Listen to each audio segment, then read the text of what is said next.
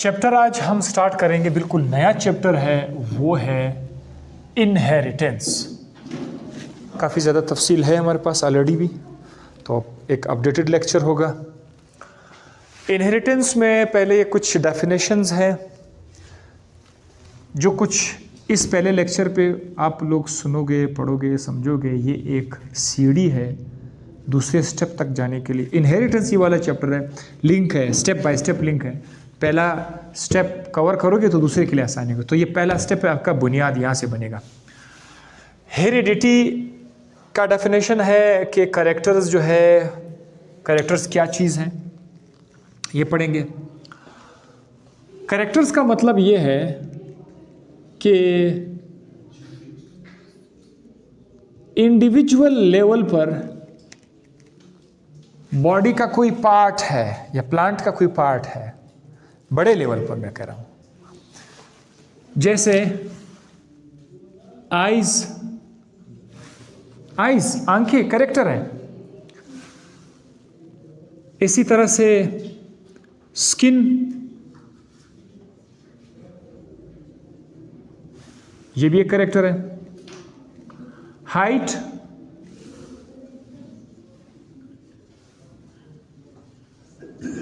ये भी कैरेक्टर है।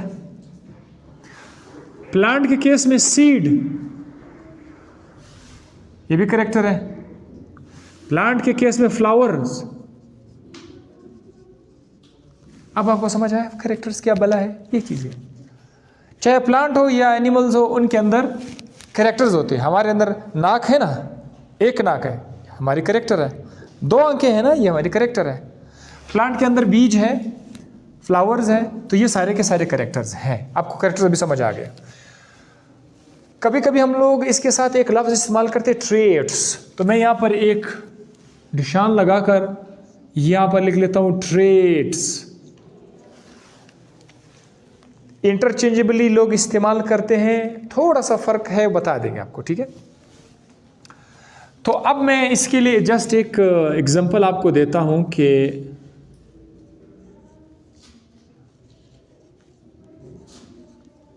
ये माँ बाप, पेरेंट्स से बच्चे होते हैं,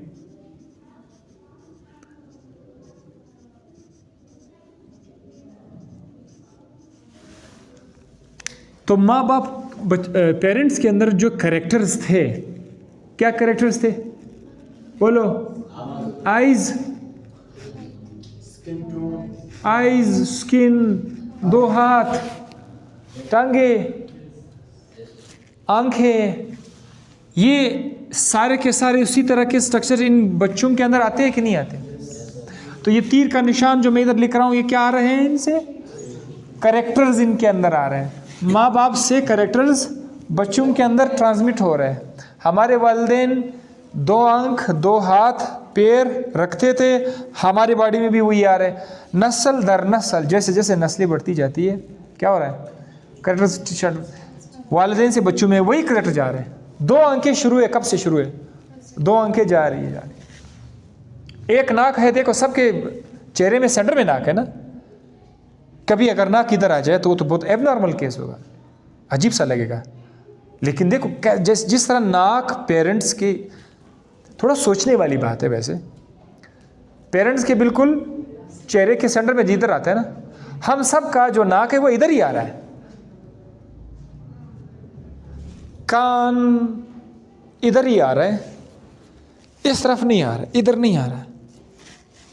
तो इसका मतलब ये है कि कुछ है जो इन पेरेंट्स से बच्चों में आ जाते हैं, जिसकी वजह से बच्चों में नाक की पोजीशन उधर ही, उसी जगह पर जैसे माँ बाप के आंखें, उसी तरह जैसे माँ बाप की आंखें यहाँ पर है तो बच्चों में भी वहाँ पर है। इसका मतलब कुछ है जो माँ बाप से बच्चों में आ रहे हैं। There are something.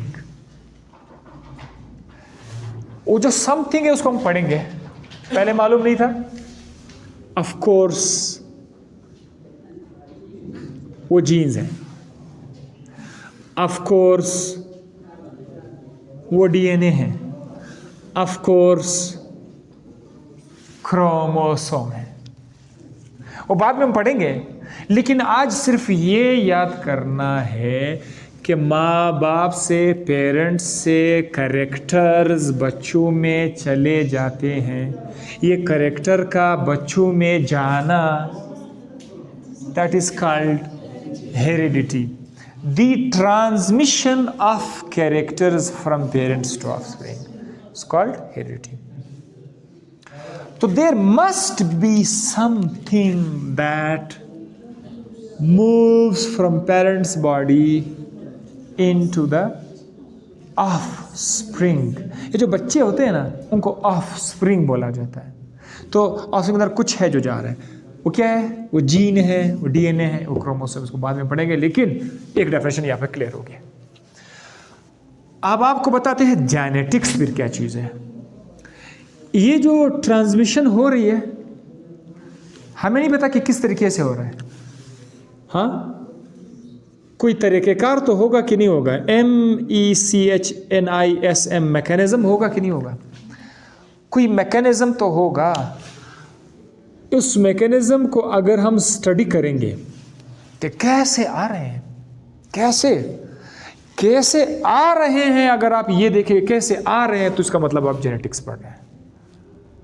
हालांकि जेनेटिक्स का एक और छोटा डेफिनेशन भी है, द स्टडी ऑफ जीन्स, वो भी ठीक है, क्योंकि आपको पता है कि ये कैरेक्टर कौन ला रहा है, जीन्स ला रहे हैं, तो जाहिर है आप जीन्स को स्टडी करोगे। तो ये तो बहुत सिंपल डेफिनेशन है, लेकिन ये वाला बड़ा अच्छा डेफिनेशन है, the mechanism of heredity and variation. अब ये वेरिएशन भी मैं बताऊँ कि ये क्या है। देखिए, ये जो बच्चे हैं, इनको कैरेक्टर तो मिल गए माँ बाप से, दो आंख तो सबको मिल गए, एक नाक तो सबको मिल गया, जिल्द, 2 हाथ 2 पाँव तो सबको मिल गए, लेकिन फिर भी इन बच्चों के दरमियान इख्तिलाफ है। इन बच्चों के दरमियान फिर भी इख्तिलाफ है, डिफरेंस है। Difference is still there, difference is still there. किन के दरमियान? Among the offspring. बच्चों के दरमियान इख्तिलाफात है। बच्चे माँ बाप से भी डिफरेंट है, बच्चे आपस में भी डिफरेंट है। बच्चे माँ बाप की तरह तो हैं, लेकिन एग्जैक्टली माँ बाप की तरह दिखते नहीं हैं, लगते हैं, मैच करते अच्छे किस तरह मिलता जुलता है, बट डिफरेंट है। आप देखो बच्चे को देते, अरे आप फलाने के बेटे तो नहीं हो, हाँ, शक्ल उसके साथ मैच होता है ना कि नहीं। ये पूरा का पूरा मैच करता है या वो इख्तिलाफ शो करते हैं, इख्तिलाफात शो करते हैं। तो this difference is called variation. 2 भाई है, बहुत मिलते जुलते हैं, लेकिन फिर भी आप फ़र्क कर सकते हैं कि ये खालिद है, ये बशीर है। सही है कि जितने इंसान इस क्लास में बैठे हुए हैं, तमाम के तमाम इंसान में सिमिलरिटी भी है। हम लोगों में काफ़ी सिमिलरिटी है, सबके पास एक नाक है, सबके पास 2 हाथ है, सिमिलरिटीज़ हैं बिटवीन मेल एंड फीमेल। लेकिन हमारे इख्तिलाफात है, हमारे चेहरे एक दूसरे के साथ बिल्कुल भी मिलते जुलते नहीं, एग्जैक्टली हम एक दूसरे के फ़ोटो कॉपी नहीं है, हत्ता कि हम अपने माँ बाप की भी फ़ोटो कॉपी नहीं है। तो असल में कुदरत ने ऐसा क्या डाला है, क्या किया हुआ है कि कैरेक्टर्स तो आ रहे हैं, लेकिन साथ साथ वो मुख्तलिफ भी है। निज़ाम को चलाने के लिए क्या ज़बरदस्त तरीका है। सारे इंसान को पैदा करने वाला खालिक एक जैसा भी तो बना सकते, तो सब के सब मतलब एग्जैक्ट फोटोकॉपी होते, सब अजीब सी हालत होती, पता ही नहीं चलता कौन क्या कर रहा है, कौन है, कौन भाई है, कौन सौदा लेने वाला है, कौन कारोबार करने वाला है, कौन क्या कर रहा है, तो पता ही नहीं चलता। अजीब सी सूरत है। ज़रूरत थोड़ा सा कुछ टाइम के लिए आप आंखें बंद करके और सोच लो कि किस तरह का हालत होता अगर सब के सब एक जैसे होते। ज़रा सोचो। हाँ, नाम का कोई तस्वुर ही नहीं होता। खालिद बशीर होता, जमीला शकीला होता नहीं, सबका एक ही जैसा नाम होता। हाँ, सो बहरहाल ये वेरिएशन है, रखा हुआ है। अच्छा, अब हम आते हैं कैरेक्टर और ट्रेट्स के दरमियान थोड़ा सा फ़र्क भी बताते हैं आपको। कैरेक्टर तो आपको बता दिया कि इंडिविजुअल लेवल पर जिल्द है, हाइट है, सीड है, फ्लावर है, आइज़ है, ये कैरेक्टर्स हैं। अच्छा, जब इनके अंदर कुछ एक्सप्रेशंस आ जाए ना, एक्सप्रेशन, इजहार है, ख्याल। आंख, हमें पता है आंख आंख है, लेकिन अगर हम आंख का कलर देख लेंगे ना, आइज का कलर एक्सप्रेस होता है कि नहीं हो सकता है? Blue eyes, black eyes, brown eyes. तो ये जो कलर है, इस कलर को हम लोग क्या बोलेंगे? ट्रेट। आंख है तो करेक्टर, लेकिन आंख की एक प्रॉपर्टी, आप उसका कलर देख रहे हैं, कलर उसका ट्रेट आ गया। तो बहुत मैच है करेक्टर और ट्रेट, लेकिन ये इख्तिलाफ है। इसी तरह हाइट एक करेक्टर है। हाइट क्या क्या हो सकता है? टॉल हो सकता है, शॉर्ट हो सकता है। तो ये हमारे पास हाइट का, ये जो टॉलनेस और शॉर्टनेस, ये उसका ट्रेट है। इसी तरह बीज क्या है? बीज, बीज करेक्टर है। अगर बीज का हम कलर ले आए, सीड का कलर अगर हम ले आए, तो सीड का कलर क्या हो सकता है? सीड कलर ग्रीन हो सकता है, येलो हो सकता है। तो ये जो ग्रीन और येलो कलर है, ये क्या चीज़ है? ये ट्रेट्स हैं। इसी तरह फ्लावर सुर्ख भी हो सकता है, वाइट भी हो सकता है। तो they are now called as traits. थोड़ा सा छोटे लेवल पर आप आ गए, ठीक है। करेक्टर में बड़े लेवल पर थे। एक आंख से याद रखो, आंख करेक्टर है, लेकिन आंख का जो कलर है, कुछ भी जो कलर आप एक्सप्रेशन कर सकते हो, they are called as traits. अच्छा, मज़े की बात, ये जो आप लोग ट्रेट्स पढ़ रहे हैं ना, येलो ग्रीन जो दिखता है, जो आपको नज़र आ रहा है, this is called phenotype. This is called what? Phenotype. Phenotype का डेफिनेशन क्या होगा? फिजिकल एक्सप्रेशन, जो दिखता है, ये फिनोटाइप है। मेरा कद आप सबको नजर आ रहा है, छुपा हुआ तो नहीं है, ये मेरा फिनोटाइप है। मेरा स्किन का कलर मेरा फिनोटाइप है। आइस कलर मेरा फिनोटाइप। नजर आ रहा है कि नहीं आ रहा है? एक दरख्त को आप देख, एक प्लांट को आप देख लें,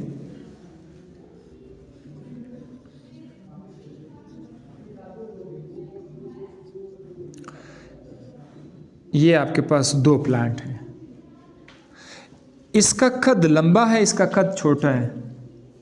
ये नज़र आ रहा है कि ये छोटा है, बड़ा है, तो क्या ये फिनोटाइप नहीं है? बिल्कुल ये फिनोटाइप है।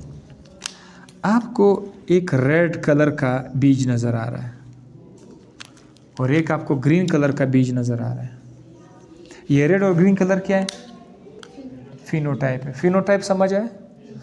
जो ट्रेट की फिजिकल एक्सप्रेशन है, वही उसका फिनोटाइप है। तो इस फिनोटाइप का समझना लाजमी है, क्योंकि आगे फिनोटाइप लफ्ज़ बहुत ज़्यादा इस्तेमाल हुआ है, राइट।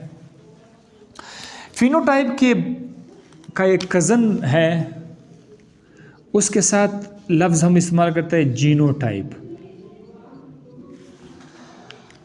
जीनोटाइप किसी भी फिनोटाइप की जीन लेवल पर उसका जो जीन है, जो नज़र नहीं आता, that is called genotype. Phenotype जो नज़र आता है उसका वो है, और जो नज़र नहीं आता वो उसका जीनोटाइप है। यानी जीनोटाइप में हम क्या कर लेते हैं, उसका जीन लेवल पर जाएंगे। ये इंसान का क्रोमोसोम है, क्रोमोसोम के ऊपर एक जीन पड़ा हुआ है, सपोज करते हैं। जीन हमें नज़र आते हैं,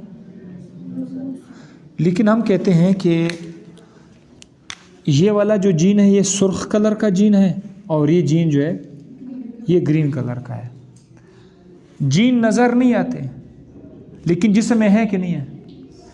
ये तो नज़र आ रहा है, ये भी तो बॉडी में है। तो बॉडी में जो है, जो नज़र आ रहा है, वो फिनोटाइप है, लेकिन उसी का जीन जो हमारे जिस्म के अंदर हमें नज़र नहीं आ रहा है, that is called as genotype. तो आप जो जो ट्रेट्स पढ़ोगे, सबका और सबका जीनोटाइप है। दोबारा बताऊं, आप जितने कैरेक्टर्स पढ़ेंगे या ट्रेट्स पढ़ेंगे, हर ट्रेट का फिनोटाइप है और हर फिनोटाइप का जीनोटाइप। फिनोटाइप नजर आता है, जीनोटाइप जीन के लेवल को बोलते हैं। अच्छा, इंसान का जो ब्लड ग्रुप है ना, ब्लड ग्रुप, मेरा ब्लड ग्रुप, सपोज मेरा ब्लड ग्रुप बी पॉजिटिव है, मेरा ब्लड ग्रुप बी पॉजिटिव है, ये फिनोटाइप है या जीनोटाइप है?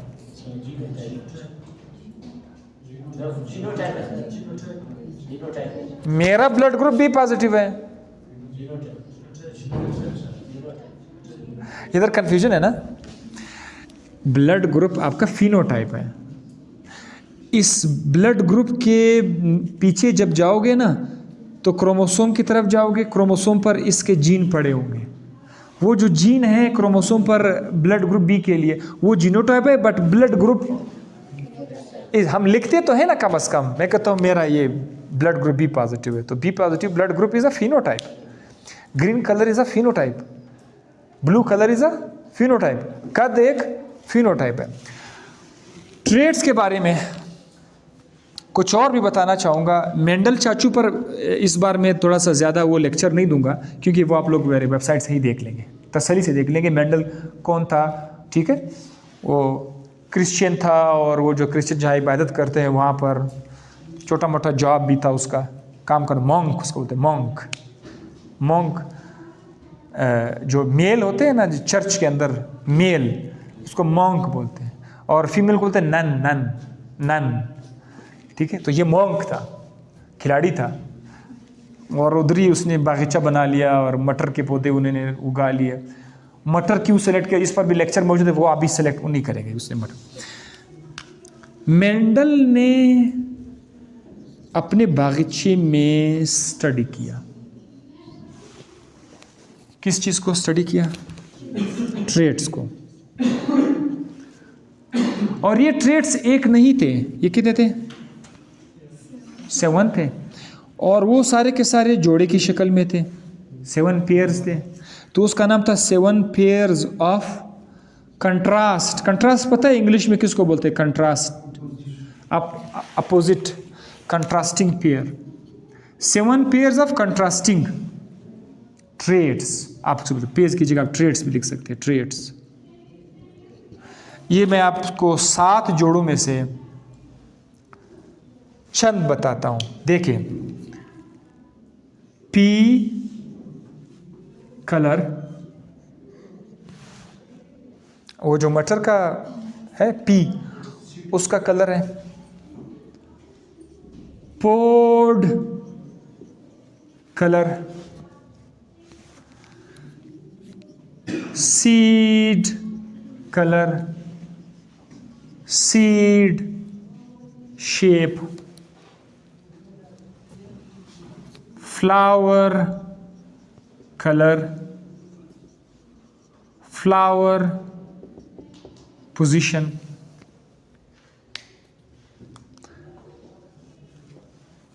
pod shape, I think yes, 7 pairs उसने लाए थे, 7 ट्रेड्स उसने स्टडी किए थे। ये है पोड, जानते हैं पोड? ये जो मटर का छिलका होता है दैट इज कॉल्ड पोड। पोड कभी ऐसा था तो कभी इस तरह से, 2 तरह के पोड्स थे। बीज उसने देखा ना, बीज, बीज 2 किस्म का था, या तो गोल था या इस तरह से रिंकल था। कंट्रास्ट कर रहा है कि नहीं कर रहा है? अच्छा शेप, अच्छा सॉरी ये इसमें आ जाता था, ठीक है, सॉरी सॉरी, ये शेप में आ गया था, ठीक है, ये शेप में आ गया था। सीड कलर फिर किस तरह से था? कहीं तो ग्रीन था तो कहीं वो येलो था। ये भी एक पेयर है कि नहीं पेयर है? सो ये वाले ट्रेड्स मेंडल ने स्टडी किए थे। अब आपको पता होना चाहिए कि इन सब में से हम लोग जिसको सेलेक्ट करेंगे, जो ज़्यादा ज़्यादा पढ़ेंगे, वो क्या है? सीड कलर है और सीड शेप है। ये दोनों हम बहुत ज़्यादा स्टडी करेंगे। और प्लांट हाइट है, sorry plant height, pod shape, plant height, ये मैंने बहरहाल मेंशन नहीं किया था, हाइट। याद रखिएगा इन सब का अपना अपना, अब जैसे कि पोर्ट शेप है, पोर्ट शेप का फिनोटाइप होगा कि नहीं होगा? फिनोटाइप होगा। और हर शेप का अपना जीनोटाइप भी होगा, उसको हम बाद में देखते हैं। लेकिन अब हम आ जाते हैं आपको ट्रू और प्योर ब्रीडिंग प्लांट की तरफ आते हैं। एक बार फिर यहाँ से मैं आकर, फिर यहाँ आने से पहले जरा देखें, हेरिडिटी हमने पढ़ लिया, transmission of character from offspring to parents, parents to offspring, character का आना। और वेरिएशन क्या है? बच्चों के बीच इख्तिलाफात, दैट इज वेरिएशन। जेनेटिक्स में हम क्या करते हैं? इन्हीं का मैकेनिज्म देख लेते हैं। फिर आपने क्या पढ़ा? कैरेक्टर्स पढ़ा कि इंडिविजुअल लेवल पर आपका जिल्द, आपका हाइट, बीज, फूल, ये कैरेक्टर है। और ट्रेड्स क्या होते हैं? इन्हीं की एक्सप्रेशन को ट्रेड्स कहा जाता है। जैसे आई एक करेक्टर है और आई का कलर जो है ये ट्रेट है, तो आई के मुख्तलिफ कलर्स आ सकते हैं। इसी तरह बीज के मुख्तलिफ शेप आ सकते हैं, दैट इज ट्रेट। मेंडल ने क्या स्टडी किया था? ट्रेड्स। कितने ट्रेड्स ने स्टडी किए थे? 7 करेक्टर्स थे और उनके जोड़े थे। मिसाल के तौर पर पोर्ट शेप, उसका एक जोड़ा था, इसका पेयर ऑफ ट्रेट। इसी तरह प्लांट हाइट, इसका भी एक जोड़ा था, छोटा कद लंबा कद का plant. Pod colour, seed colour, seed shape, flower colour, flower position. इसी तरह से टोटल 7 कंट्रास्टिंग पेयर्स उसने स्टडी किए थे। अब उसने क्या किया था? उसने सबसे पहले ट्रू या प्योर ब्रीडिंग प्लांट को चुना कि ये क्या चीज़ें, मैं आपको बताता हूँ। ट्रू या प्योर ब्रीड प्लांट किसे कहते हैं? एक ऐसा प्लांट, कोई ऐसा प्लांट जिसके तमाम के तमाम ऑफस्प्रिंग की फिनोटाइप एक जैसे हों। फिनोटाइप आपको ऑलरेडी समझ आ गया है। देखिए, मुझे शक है, सपोज यहाँ पर एक छोटे कद का प्लांट है और यहाँ पर एक दूसरा छोटे कद का प्लांट है। 2 छोटे कद के प्लांट हैं। इनको आपस में हमने करना है सेल्फ फर्टिलाइज। सेल्फ फर्टिलाइज का मतलब क्या है? इनको आपस में क्रॉस करते हैं, सेल्फ फर्टिलाइज। इनके भी बच्चे आएंगे।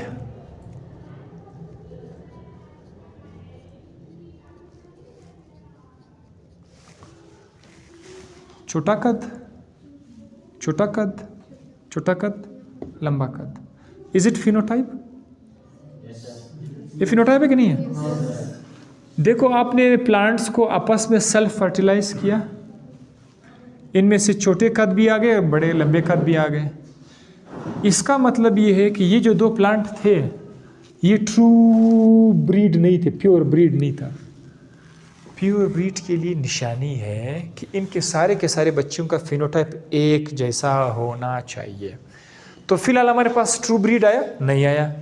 फिर क्या करेंगे? ये जो 2 प्लांट है ना, इनको अब आपस में फिर सेल्फ फर्टिलाइज कर, इनको आपस में मिलाने को बोलते हैं सेल्फ फर्टिलाइज। तो हम अब इनको आपस में क्या करेंगे? सेल्फ फर्टिलाइज करेंगे। चलो, ये जो 2 पौधे हैं, इनको अब सेल्फ फर्टिलाइज कर लेते हैं। फिर से हमें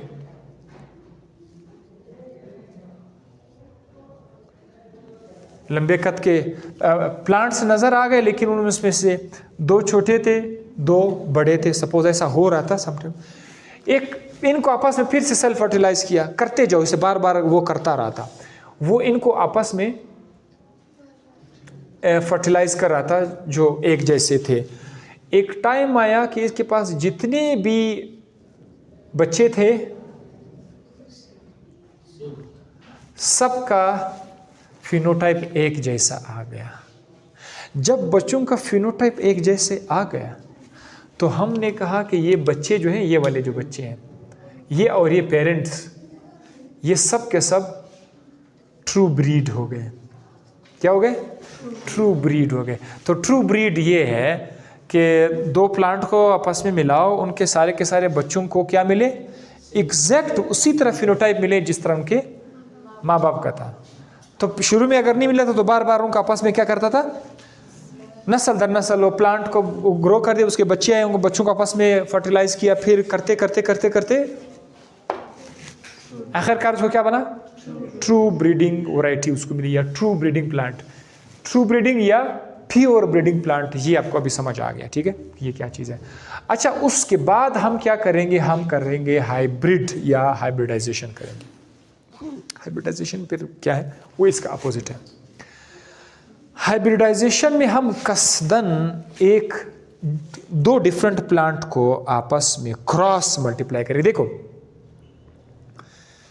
आपको सेल्फ फर्टिलाइजेशन और क्रॉस फर्टिलाइजेशन आपको बताया गया है, सेल्फ और क्रॉस। क्रॉस फर्टिलाइजेशन में क्या होता है, क्रॉस में एक प्लांट है यहां पर और यहां पर एक दूसरा प्लांट है, इसके पास भी अपना फूल है, इसके पास भी अपना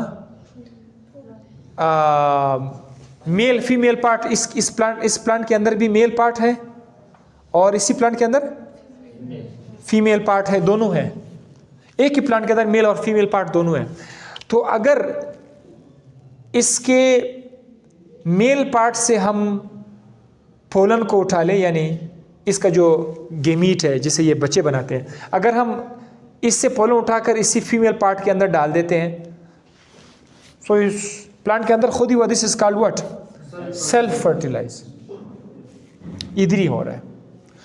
लेकिन हम अगर हम लोग इस एक प्लांट में जो मेल पार्ट है, सपोज ये वाला जो है ये एम है, ये मेल और ये female part, suppose M F, M part male and female, और इसमें भी एक पार्ट जो है वो मेल है और एक पार्ट जो है वो एफ है, फीमेल पार्ट है।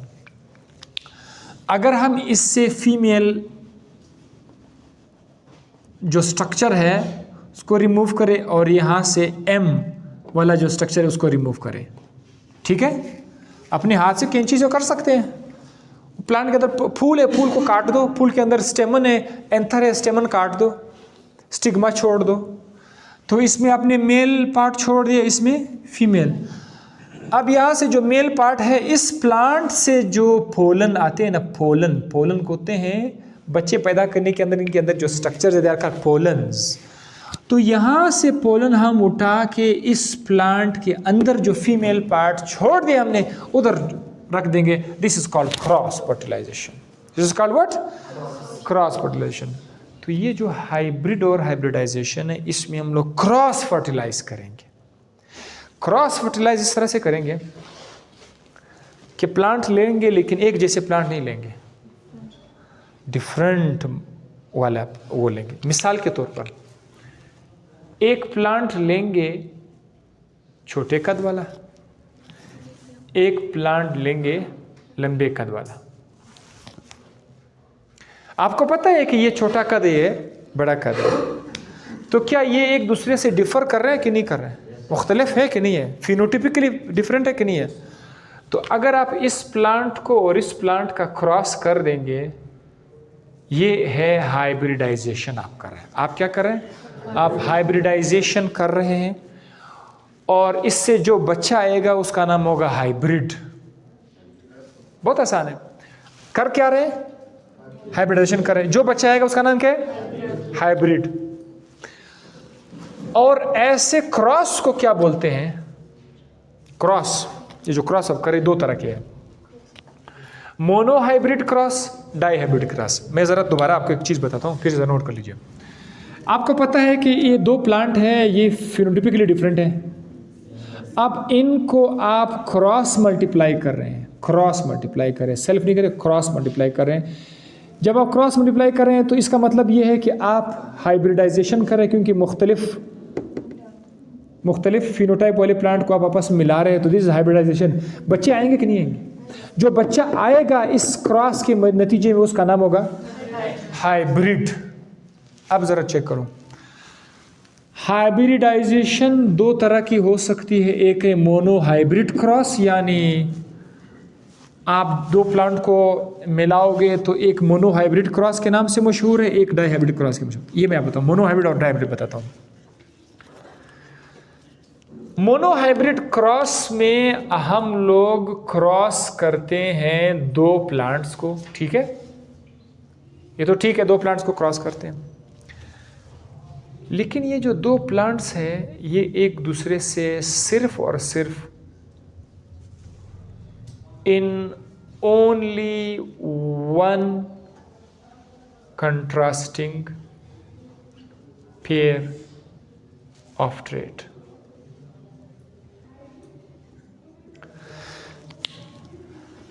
दो प्लांट्स हैं, हम उसको आपस में क्रॉस कर रहे हैं. दो प्लांट्स पोर्ट शेप में सेम है, पोर्ट कलर भी इनका सेम है. दो प्लांट है, क्रॉस कर रहे हैं. सीड कलर भी इनका सेम है, सीड शेप भी सेम है, फ्लावर कलर भी सेम है, फ्लावर पोजीशन सब है, सब के सब सेम है. खाली एक कैरेक्टर में वो दो प्लांट डिफरेंट है, वो है हाइट में. सिर्फ एक कैरेक्टर में, सिर्फ एक ट्रेट में वो दो प्लांट डिफरेंट है. अगर ऐसे दो प्लांट को अब आप क्रॉस करोगे तो that is called monohybrid cross. Suppose एक छोटे कद का प्लांट है, एक लंबे कद का प्लांट है, इनको आप क्रॉस कर रहे हैं. इन दोनों का फ्लावर कलर कैसा है? सेम है. इन दोनों का pod colour same, port shape same, seed colour same, seed shape same, सब कुछ सेम है. खाली एक कंट्रास्टिंग पेयर में ये डिफरेंट है. सो इसका नाम होगा मोनो. Y mono? क्योंकि सिर्फ एक करेक्टर में ये डिफरेंट थे.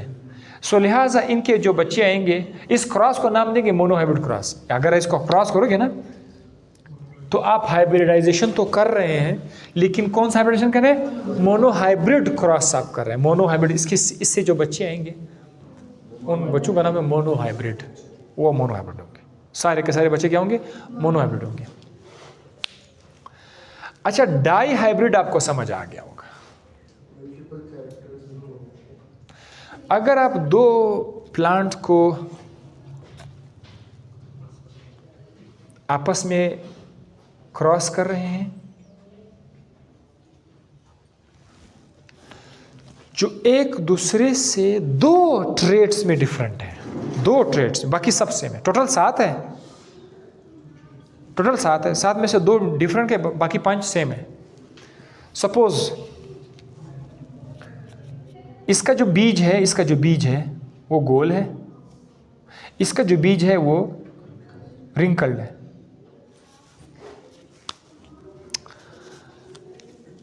इसका जो बीज है वो ग्रीन है, इसका जो बीज है वो रेड है. कितनी चीजें डिफरेंट हो गई?